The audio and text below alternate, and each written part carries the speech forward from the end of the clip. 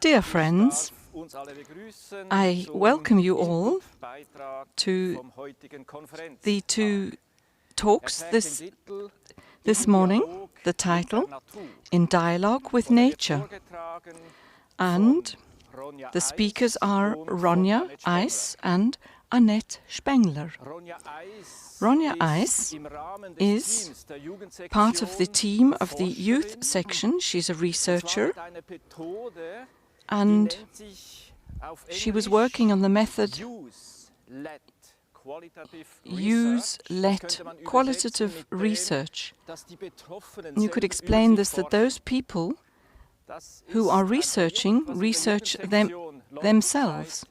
And this is a project that has been running in the youth section for 2 to 3 years now.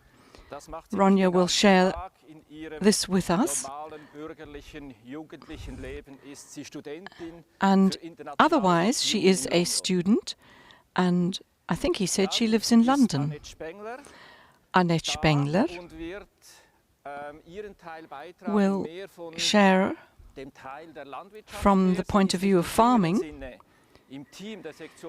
She's not actually part of the team in the agriculture section, but she is certainly very close to us. She works also as a researcher in farming, and she works with the farmers, with those people who are growing things, with the animals, especially with animal husbandry.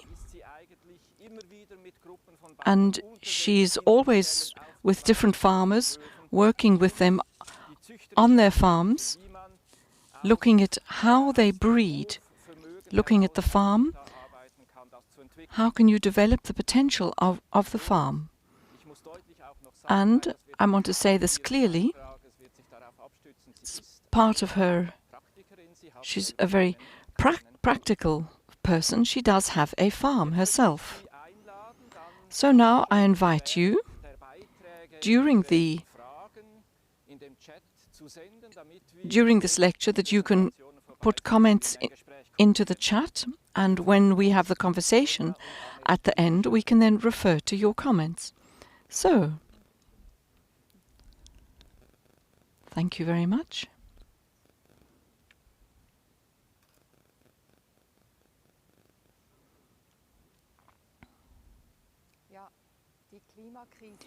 The climate crisis, it is much bigger than we can imagine. And I try to think about this. Why is it so important to me to develop good living conditions on this earth and to keep them, to maintain them? And it's difficult to formulate this. Recently, I spoke with one of the people I live with, who's 19 years old, and after a while he answered, "You could formulate it like this. It's simply unfair. When we humans destroy the earth and the other living beings all perish with us." Yes. And we still have development possibilities. And yes, exactly this is it. This is what concerns me. To develop things, and this is what is so important for me. I know that there are many developmental possibilities that we have. It needs this developmental space.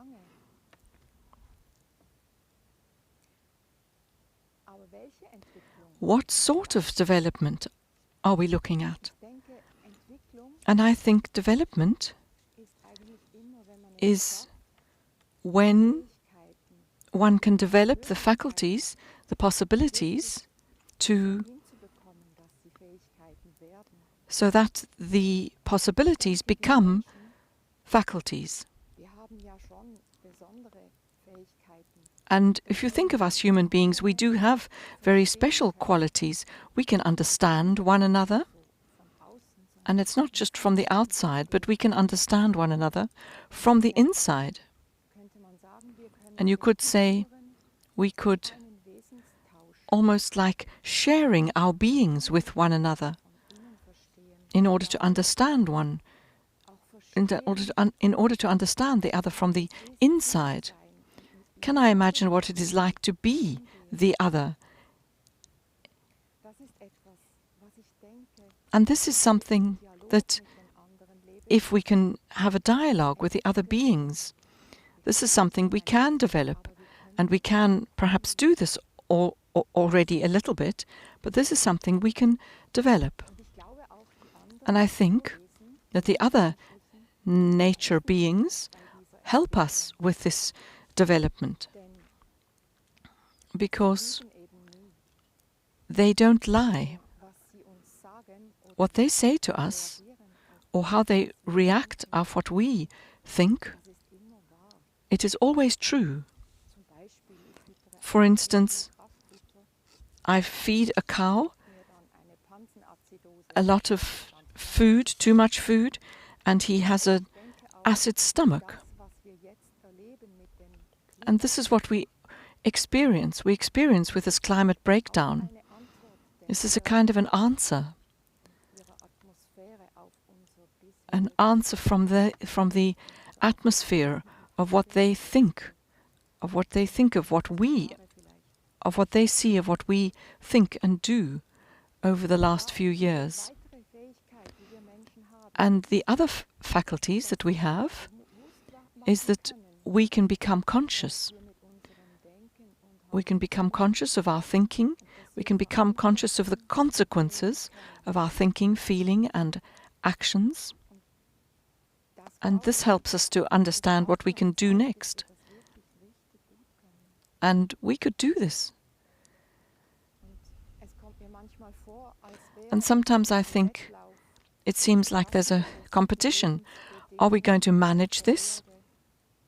Seems like a bit of a race. Will we manage to keep the conditions on Earth life-friendly until we have developed so far that we don't need them anymore, that we perhaps develop ourselves only in a spiritual way? It sounds perhaps a little bit utopian, but what do you think, Ronja? Well, I don't know if we will make it, I can't say. And can we develop it? I don't know. We can look at our research project, but what I do feel is that there's a will there to develop. And a lot of the young people in this research project, that they have a relationship to nature. And perhaps it's just a small group of young people in this world.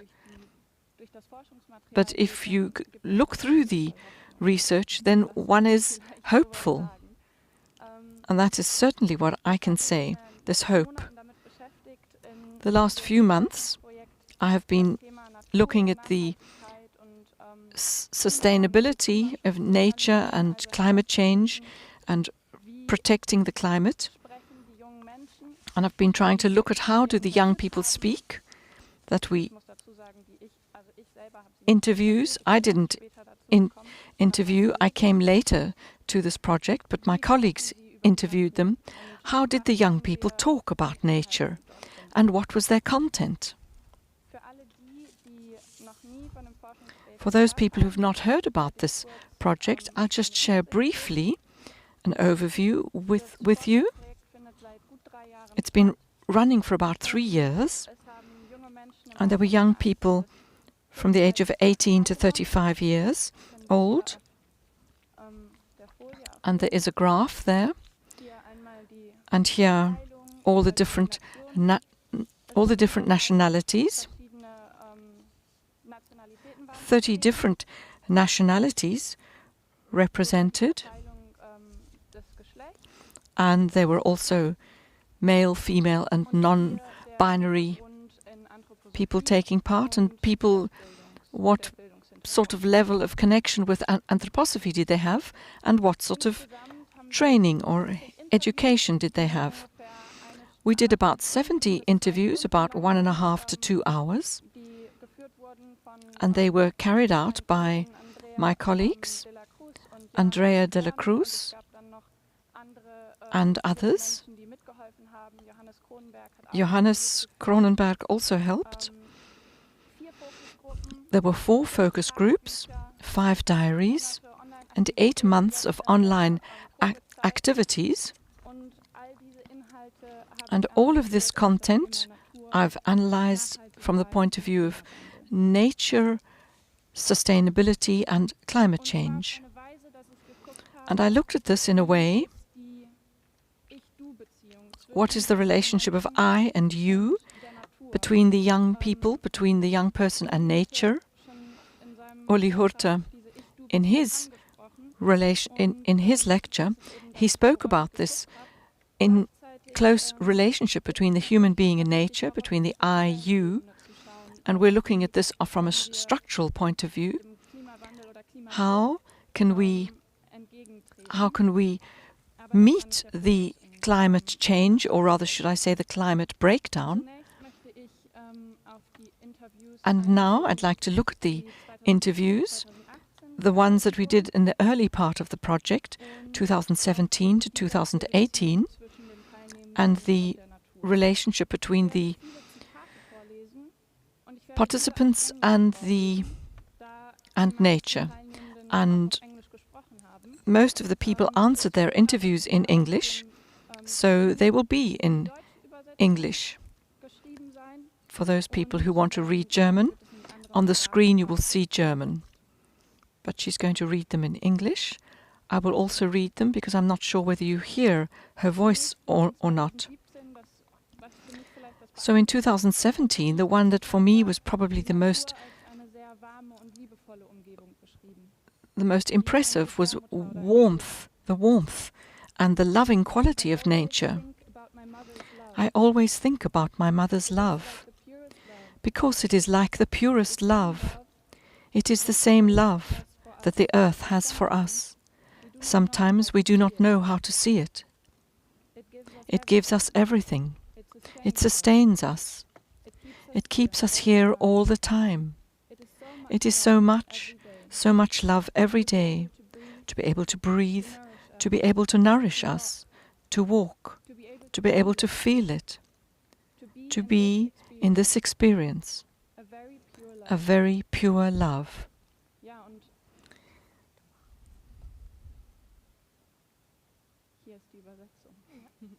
So she's just changed the screen to the German quotes by the young people. And this sheath that was created reminds me of what Constanze was speaking about. The sheath, the warmth, is what is needed to develop us, for us to be able to develop and for us to be seen, to be recognized in the world. And it's not just what we need as human beings, but nature also needs this sheath. Nature was also described as a challenge. I need this wind and this rain all the time. It is a challenge and demands forces from me.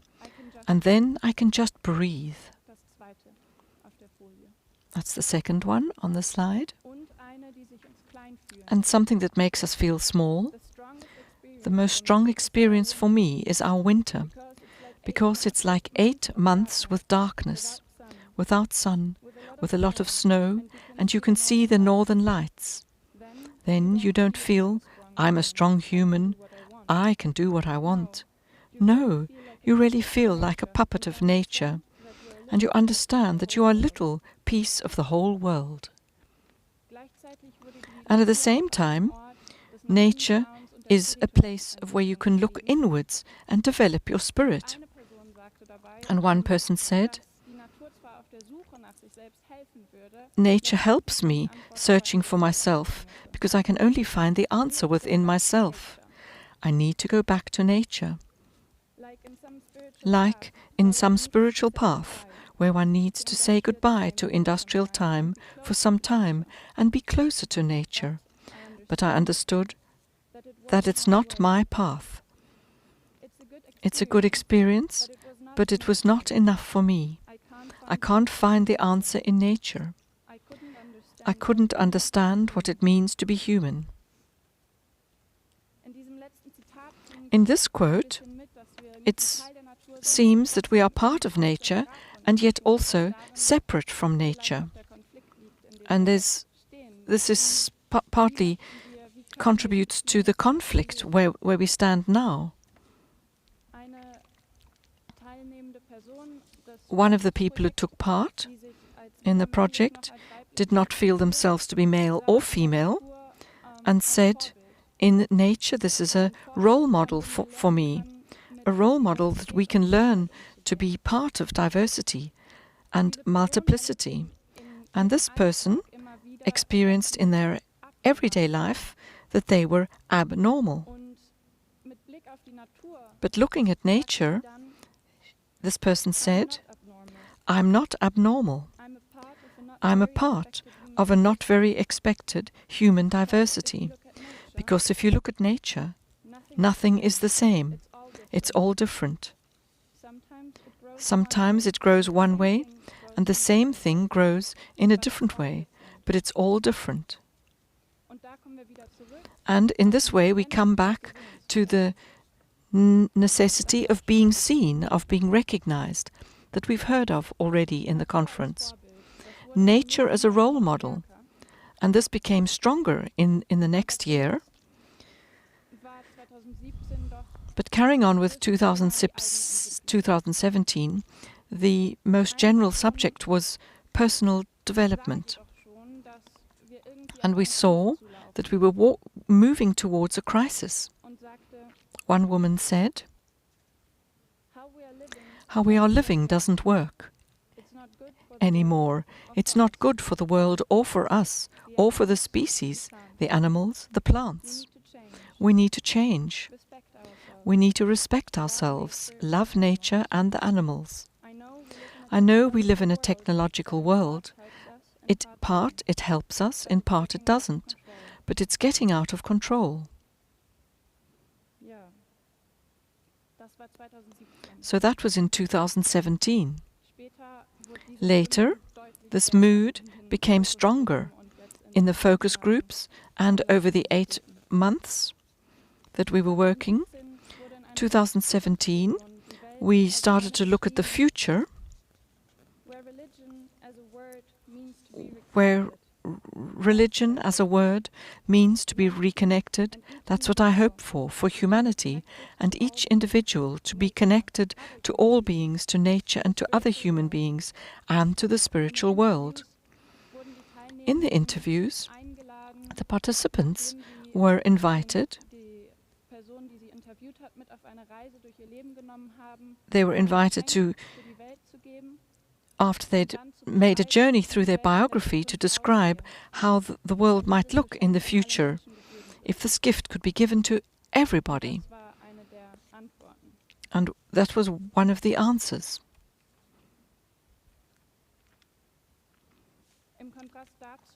And in contrast, there was a fear of one of the people who observed the destructive way we're working with nature. And she recalled, when I was 19, I was really afraid. I was afraid of the war of water. I was sure there would be a war for water. And I was so scared. When you discover something, like the factories are putting the polluted water into the river, and that you have a toxic things in your drinks, there are people on the line of this process, and so many people who confirm this decision to let the pollution of water happen. So it's a question of shared responsibility or irresponsibility. How are we going to work with this climate crisis? And it's not just the individual and not just of the I-you relationship, but between these two relationships to move back and forth. One person tried to reach this through their work. And I think a lot of farmers have also been doing this, of course. I'm now in the teaching profession. And I'm going to go down that road of transmitting to the children care for what is nature, the world and respecting us. And another person I'd just like to mention, in 2018, had noticed that one of the biggest problems was animal husbandry, and we really need to change that. And she took the road of being an activist, of becoming a vegan, and yes, she noticed it was difficult to be different, but that's the way forward. And we will hear from Anet that it is important to reduce animal products. This was her way of contributing. So could we perhaps say that in these interviews there was a communal attitude? Was there something specific that we could do? It was very multiple. There were a lot of different answers.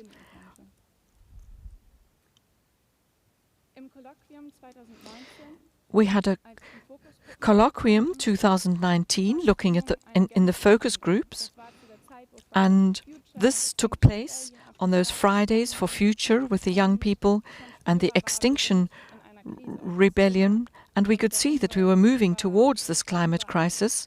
This was a subject that everyone was talking about, and so the question came up during the colloquium, not looking at the individual development, but looking at the bird's eye view of the world. What do I see in the world? What does the world need? What can I do? And this was a very exciting, concerned, animated and insistence. I wasn't there.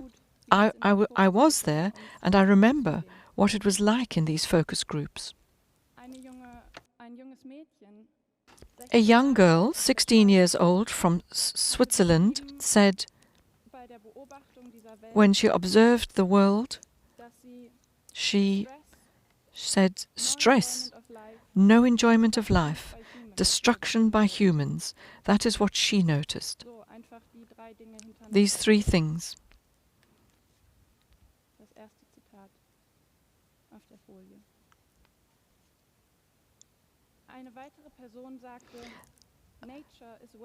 Another person said, nature is waiting for humans to be different.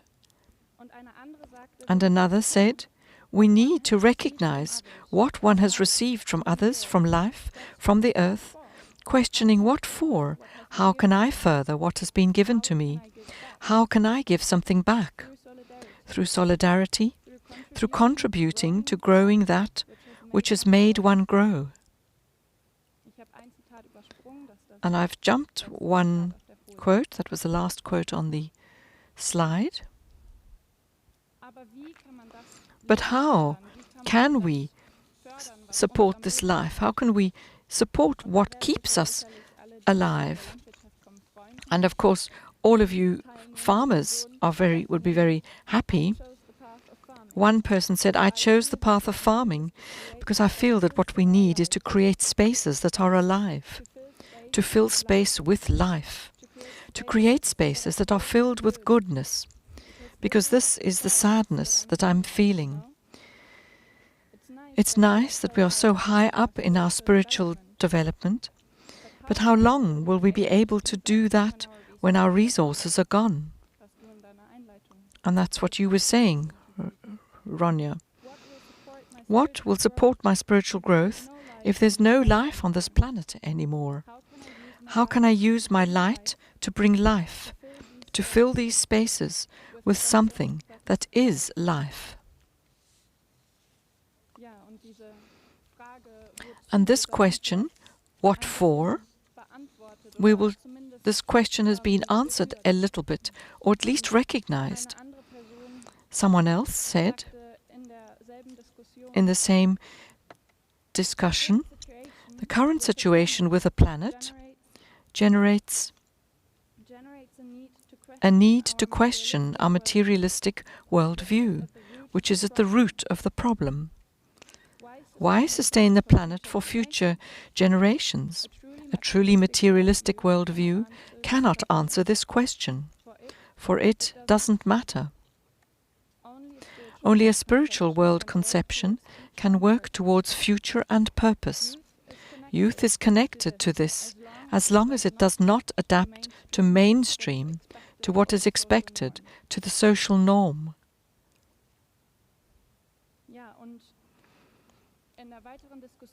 And in the discussions, in the colloquium, despite this animation and this urgency,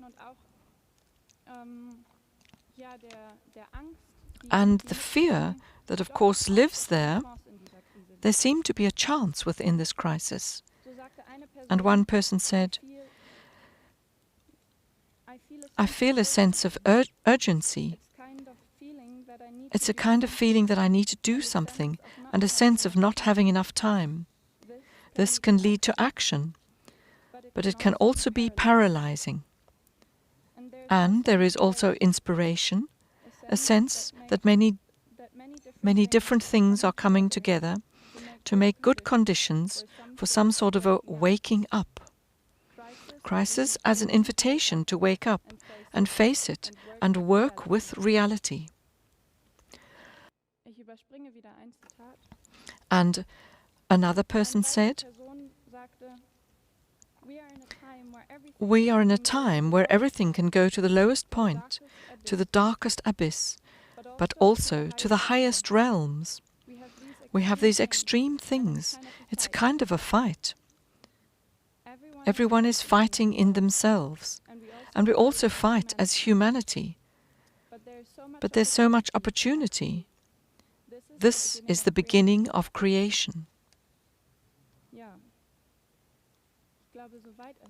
So that's about as far as I would like to go. That was a very long answer to your question. Ronja, what I think, what did I find in the research? Yes, so I would be very interested to hear what you have as an answer.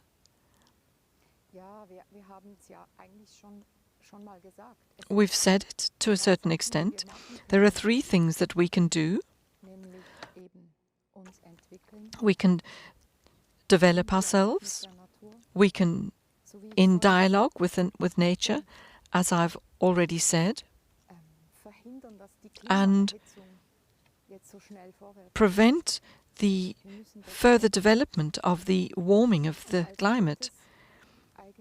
And the third thing, to do it as best as we can, but not to despair in the process. Do you have something from 2020? Maybe you want to share with us what else you found, and then I can share a little bit more about farming.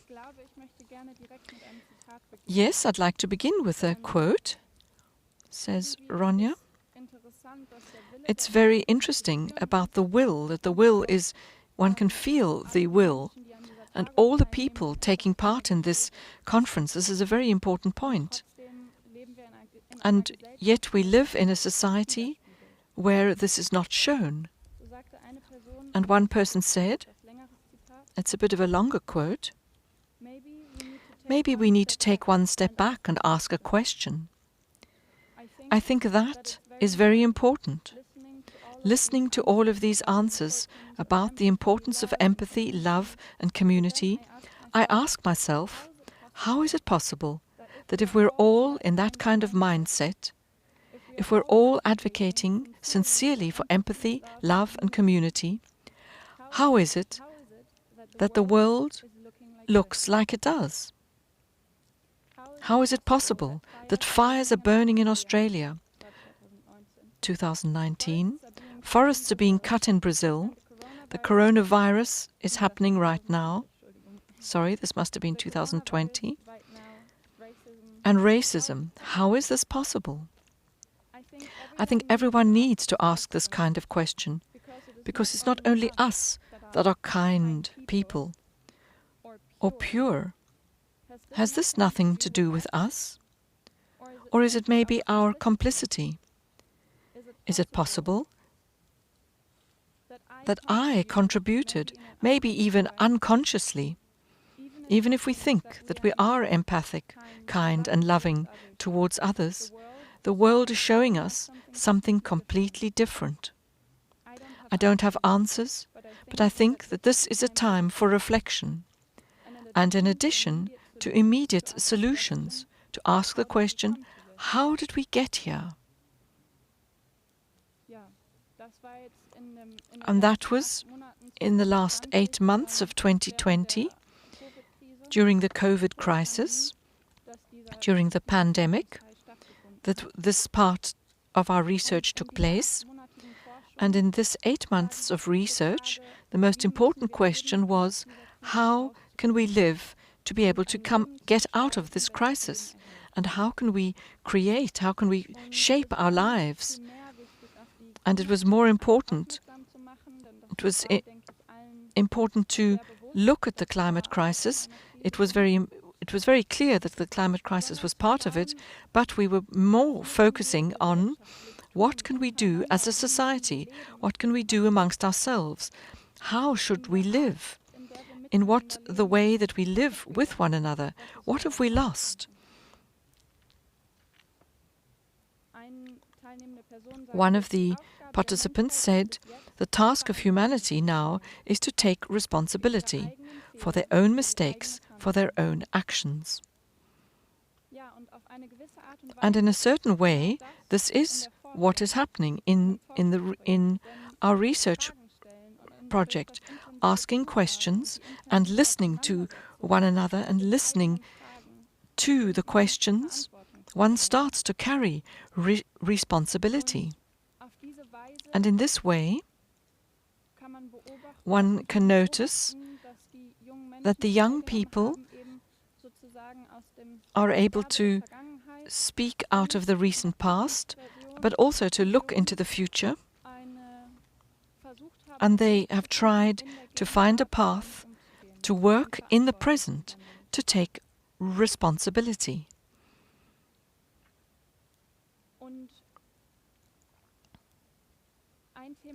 And one subject that was very strong, that came up quite strongly, was the question about change, transformation. How can we change this situation? And there was a movement, a shift, you could say, to a different subject, from the subject of change to the subject of good deeds. And one person said, I want to do good deeds, not changes, because changes can also be bad. When I'm thinking about change, it's something vague, something I don't know where to start from. However, when I imagine good deeds, I already have a lot of principles to start from. It's much more effective and real.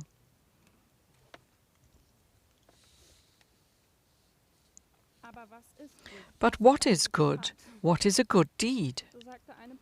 One person said, what one welcomes like water in the desert, another might reject as an insult. Someone else said, how do you recognize a good deed? In my perspective, a good deed is in the moment when the action is made with love, not just because it's moral to do this or because others are used to doing it.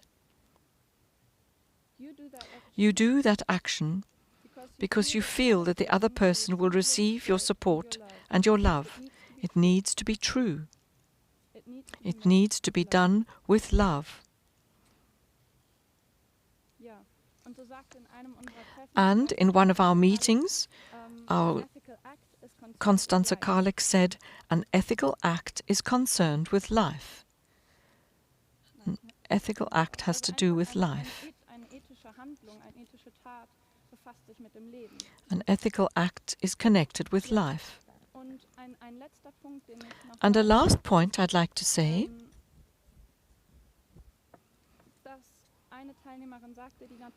one person said, nature knows what to do. You just have to be there, just be present. And not to care is not to intervene too much.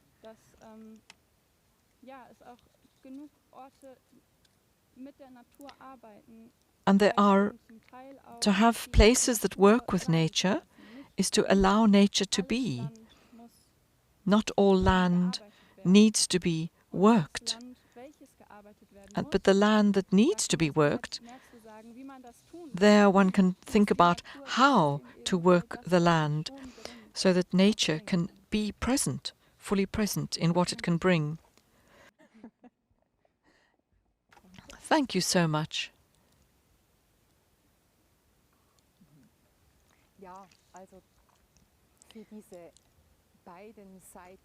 So, looking at both sides, if we think about what we need, that we can develop ourselves further, and that we need to protect ourselves, farming is a very central role here. We're all connected to farming.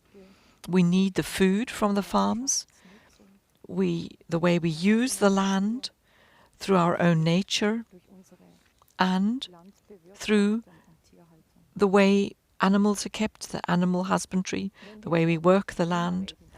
If we think about the climate, we are talking about carbon. And I just want to briefly remind you where the carbon is stored in the land. Hans-Uli Schmutz told us about this in his lecture. And I just want to remind us so that we have it in our heads. And I'll start at the bottom. 99% of the carbon on Earth is stored in rock and stone in the lithosphere. And this is over a long period of time, stored long term. And only 1%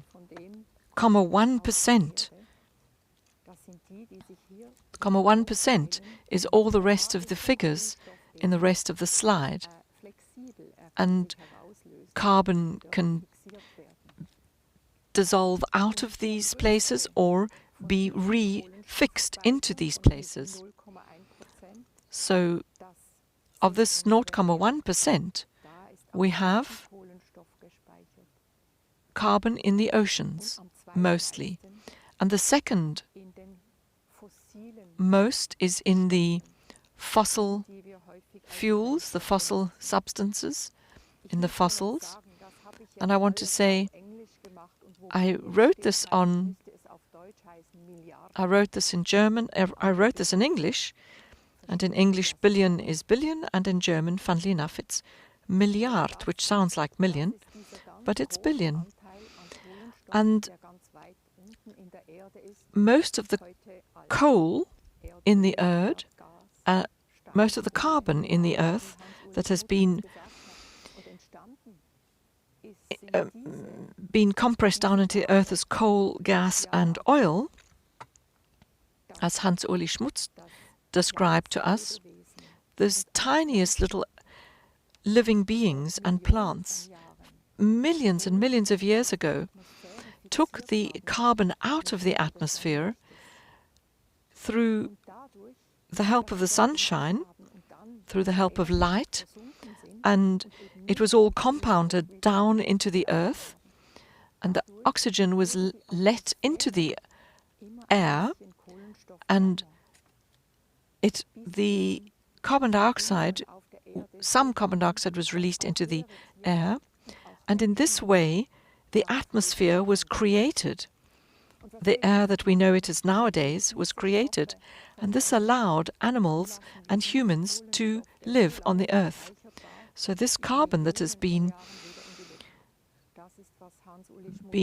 compounded down into the earth for so many millions of years, with all the burning of the fossil fuels, we're releasing this into the atmosphere, and this is heating us massively now, as Hans-Uli Schmutz described this. And this is creating a real problem for life on Earth, the living conditions. So if we can really understand this, this is important. We need to stop this. The last 150 years, we have used up almost 20% of this. We've burnt it up. And we've done wonderful things with it, but now that we can understand what we're doing, perhaps 150 years ago we didn't quite understand it. Now that we understand it, we need to change this. All the other places where you have carbon on the moors and then on the grasslands, permanent grasslands holds carbon for the earth. And of course the forests, the deserts also store some carbon, and in the arable land there is a little bit of carbon stored. Is stored. And we see this if we look at the humus. There's a lot of carbon. The humus is carbon rich. The humus content on the arable soil is only 1 to 4%, in a forest only 2 to 8%, on the grassland 4 to 15%.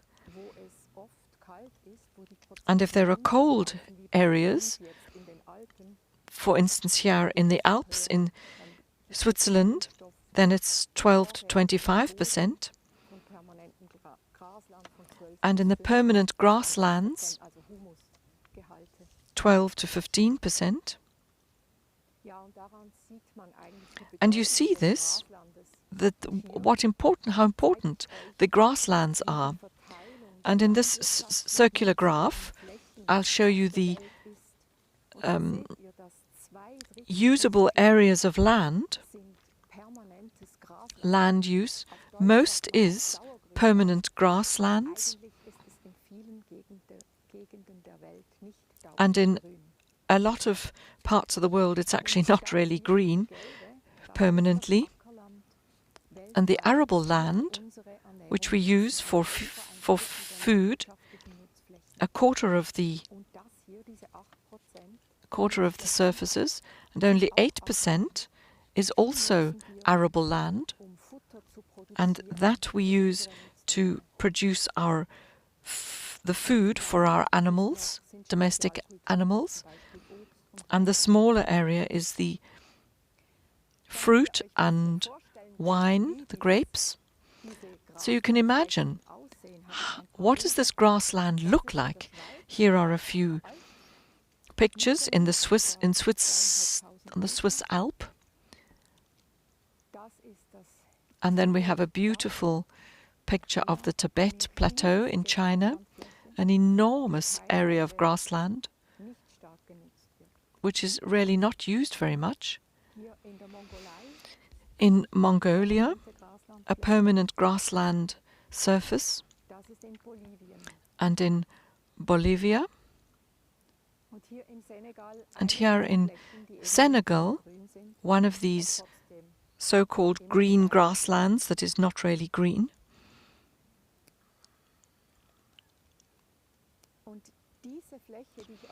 And this surface that I've showed you, this 8%, where on the arable land that we grow food for the domestic animals, we must really ask questions about this.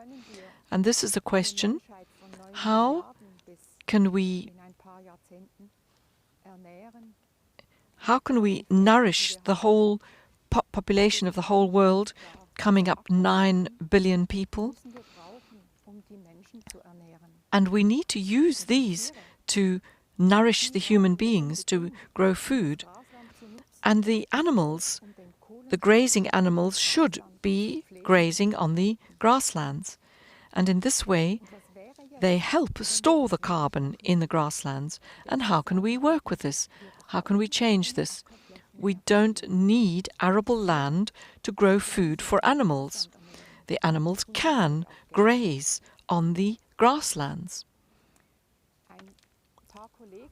Some of my colleagues from FiBL, that is the Research Institute for Organic Agriculture, and they have been working with this for a while, and they have been collecting data from all continents of the earth, and they have worked through all this, and what happens if we continue like this, and what happens if we stop? If we stop giving the domestic animals, and I don't just mean the clover, but I mean corn, the fruits of the arable land. And what is so important, all the parts that are blue is what we're doing now. And the red part is what it would look like in 2050 if we carry on the way we're working as the population explodes further. What would happen if we stopped feeding our animals with grown produce instead of grazing on the grasslands? What would happen to the domestic animals? The green is, if we changed, we would have to have very few chickens and very few pigs, because they eat a lot of corn, they eat a lot of grain, and they can eat from our waste products, but not quite so much as what we have nowadays from the ruminants. If we look at the ruminants, the cows, the goats, the buffaloes and the sheep, we can use a lot more of these to be able to use these enormous spaces of grassland so that we can use them for as our food. And the green part of the graph is a bit longer than the blue. What does this mean if you think about all the ecological factors? And it's very interesting that if you think of the greenhouse gases, with these, if you look at the green aspects, the greenhouse gases are less. We have more ruminants, but we have less greenhouse gases because we do not need to use up all our arable land. And we can use more arable land as grassland, and that fixes the carbon in the earth. And if we stop deforesting, if we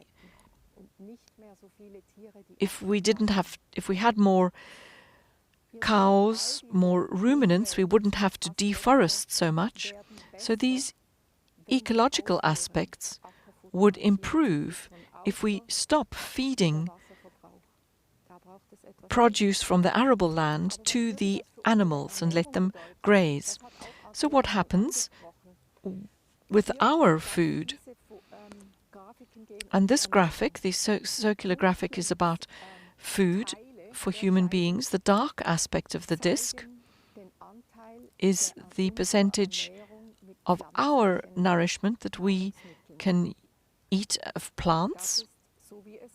And this is how it is nowadays, the protein and the energy aspects.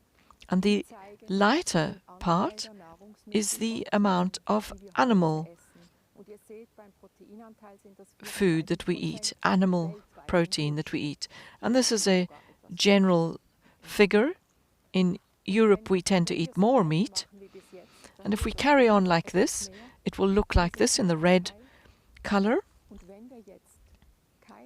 And if we do not feed animals food from the arable lands, we have less chicken and less pork, and so we will eat less animal protein, and we will need to drop this down to about 11%, a third of the amount of what we're eating now. It's not quite as easy that even I would have to change the way I eat. 1/3 animal protein. But if you see what this brings, then you see this is the right way of doing things. But it's not just that this is all the right way of doing things.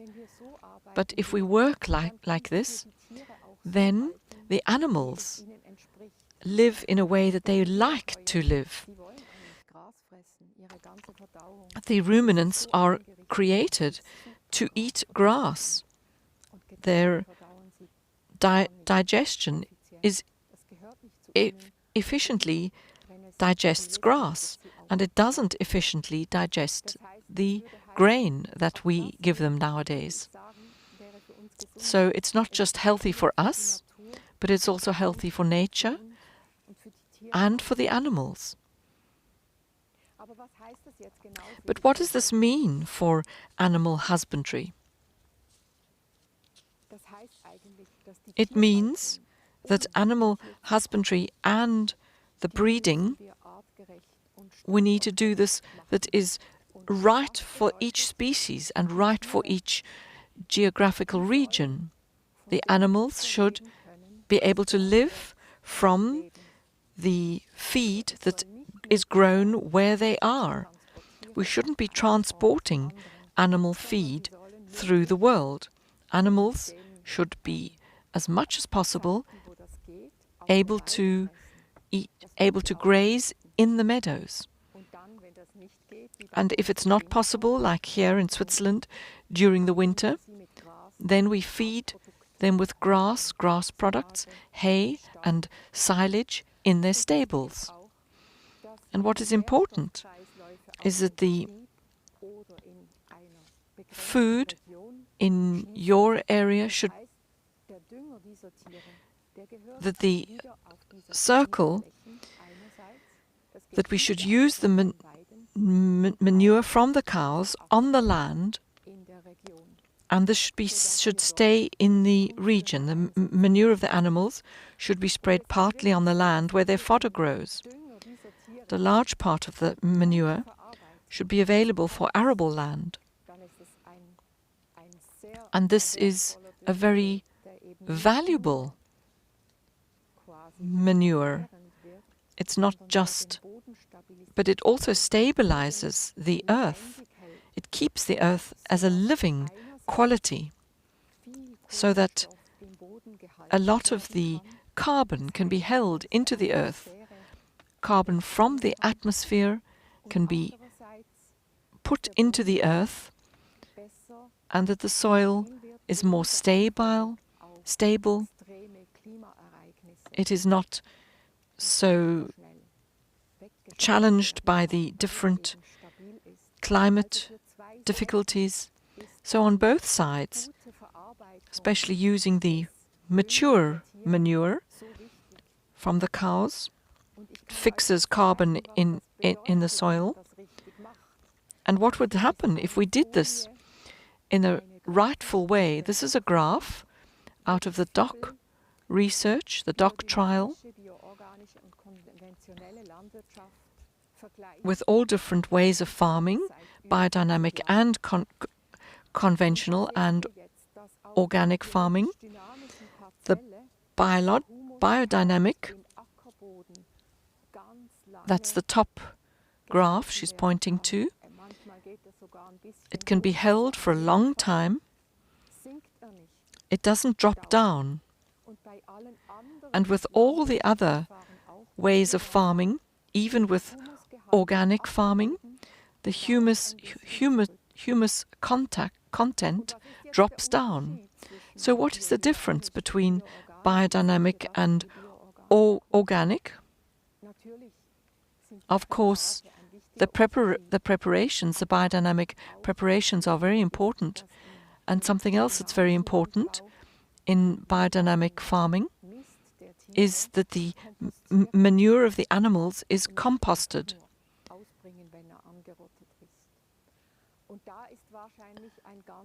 And this is a very important part in the compost, that the manure is composted.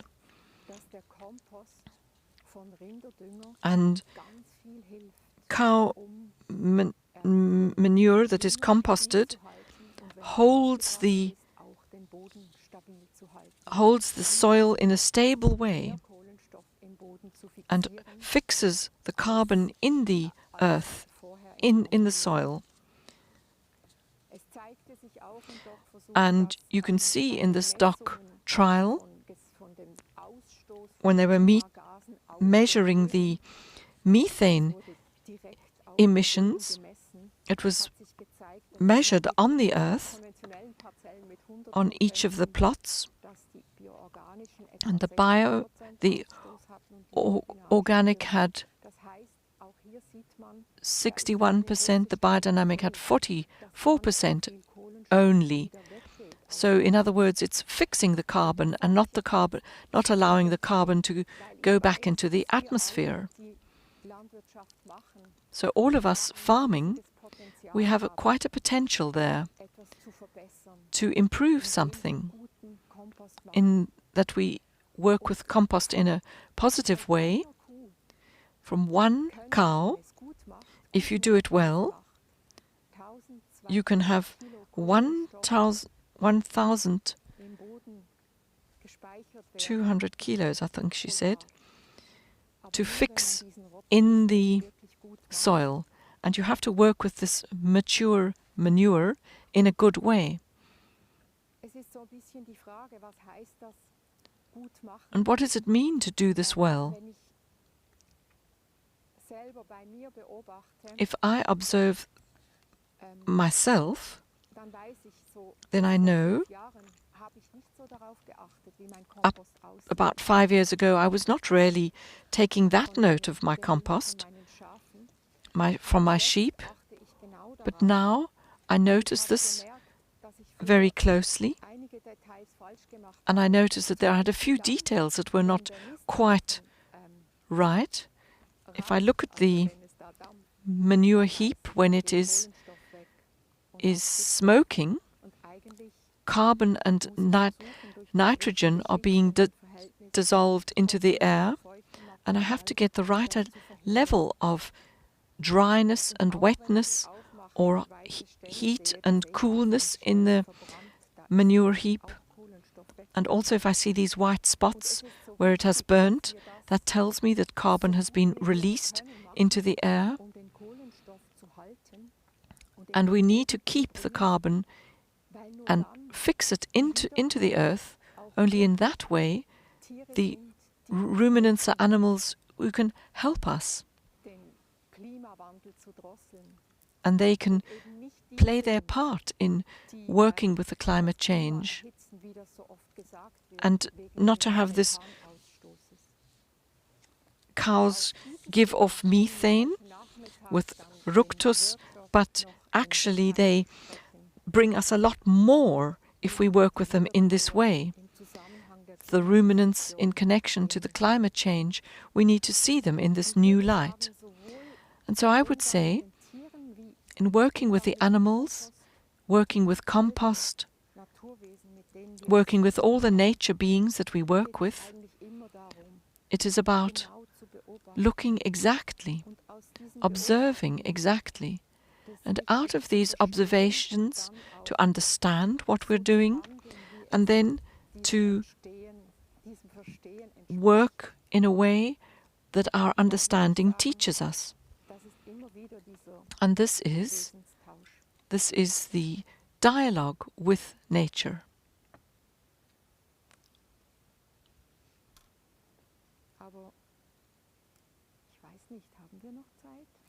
Have we got time left?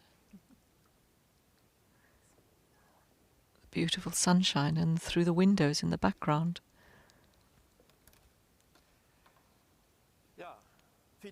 Thank you very much, dear researchers. That was a real larger picture. What I've heard from both of you, is it the same? Is it not? What I heard with you, Ronja, that there is a change. We need to change ourselves.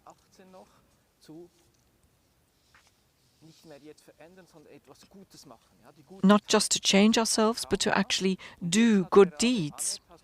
And now Anet has been speaking about that what we do, we need to do well.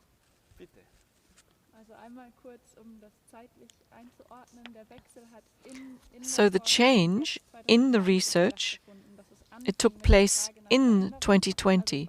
We began with in this 8 months, this question of change, and then came the next of how we can do good deeds. And there are many answers. And of course it depends on the context. What is a good deed in this moment? As one said, for one person it is like water in the desert, and for someone else it is something terrible. So it depends in what is your context, and what does it mean in this context. And it's true, it's not always the same thing. But I think if you've understood something, then you can see that this has a rightfulness in this moment, and that is what one needs to do. Yes, and some of the participants had this. What does it mean to have a good deed? Do you call it love? Doesn't matter what you call it. It can be expressed in the way you expressed it. Is it a rightful deed in this moment? And if you can feel this, then you need to do it. So what I hear in both contributions are two elements, and the one is at the end, Anet, how to understand something. I need to understand what I do. If I don't understand something, I won't know what is good. Even if I know what I need to understand something. And at the same time, I hear with both of you that this understanding is connected with the connection to what you want to understand. To be connected, to be engaged with what you are trying to understand. And all these voices that we've heard in 2018 from these young people, that there was quite a strong criticism. You know a lot, but look at what is happening. And it was about, are we going to do something without knowing, without understanding? But at this time now, in the pandemic, it's become so clear. How does one have knowledge that is connected to this engaged commitment and something that expresses itself just in actions without really entering into a knowing and understanding? Otherwise, I'm acting without true knowledge, whether it's with my compost heap or whatever actions I'm doing. So I hear with both of you this relationship, this existential relationship of understanding, understandable, understood, and to be connected with this, to be engaged with this, and that is really the crux of it.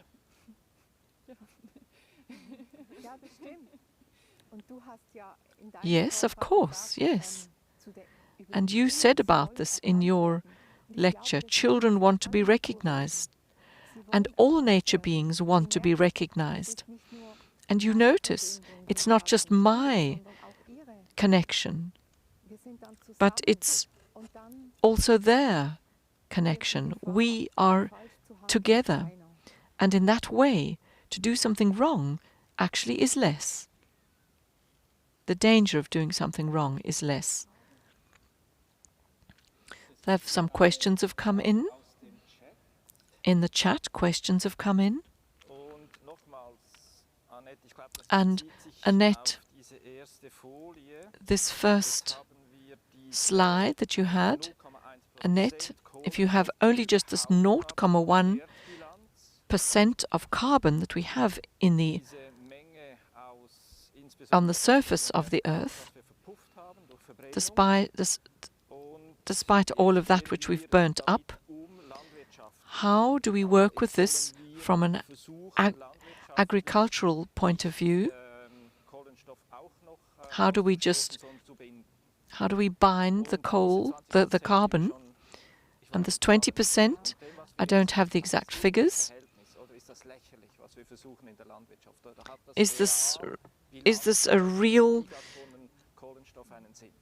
Is this a real sum of carbon? Is it not just such a tiny, tiny piece that it's not worth doing? But yes, it is real and it is good to fix the carbon and also to become resilient to the climate change. We need to stabilize the soil. It has both aspects, this resilience. Ronja, what is the stable aspect of the soil, to have soil stability in the soul of a young person nowadays? What gives one a hold in life? What gives one something to hold on to in life? We don't want to become extremists, but we want to be decisive. I would rather answer from myself, rather for all young people. What is so important, this creating space for questions on the one hand, and that means to take things seriously, to open the space seriously, to open space for everything that is coming in, all the questions coming in, and then this structural and individual, to move between the two. Because a lot of young people nowadays, they see as a problem is that if you're lucky, out of this individual level with other people, even generational, and then to have this I-you relationship, but in the structure of society, not to be able to find oneself, because that is too old, that is now passé. And there are some young people, and I share this with some young people, it's just as important, perhaps even more important, that one can be recognized. To be recognized is on an individual level, that is almost the most important thing. But if in society one is lost, continually lost, then the importance of the other is lost. And that's, I think, what we need. We need for the humus of the souls of the young people. And this is also in the public space, not just the individual space, but in the public space. And the public space is created and shaped by those who need it. And what I've heard from both of you is that the conditions are not given, but that we are trying to create these conditions. We're standing in life and we're trying to shape the conditions at the same time, to take this seriously. It can be sometimes rather difficult. Where do you get your courage from to be able to do this? From life. From life.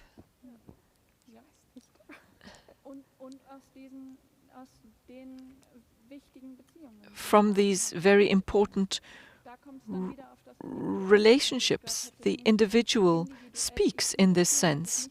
If I didn't have the I-you strength, if I didn't find strength in the I-you relationships, I would not have the strength to meet the social structures. Thank you very much. We're slowly coming to the end of our time. And I believe we've heard out of your contributions that out of this inner experience of these things, where can the world be, where will the world be in a few years if I realize what I carry within me? That is your research given. And Anet, with her cow on her piece of land, and if you think, well, what I'm doing is not right, you are a sinner keeping a cow, and yet, if you look at the whole world, you see, and as you've just explained it, that actually the cow is a great help in the climate crisis. And this is an enormous picture that you've brought to us with the inner dialogue, the inner dialogue with nature, reaching out into the outer world, these enormous cycles of atmospheric cycles, to be asking questions from a knowledgeable way, right down to how I deal with compost in my little piece of land, that I want to have, to wish to do good deeds, to will the good. Thank you very much.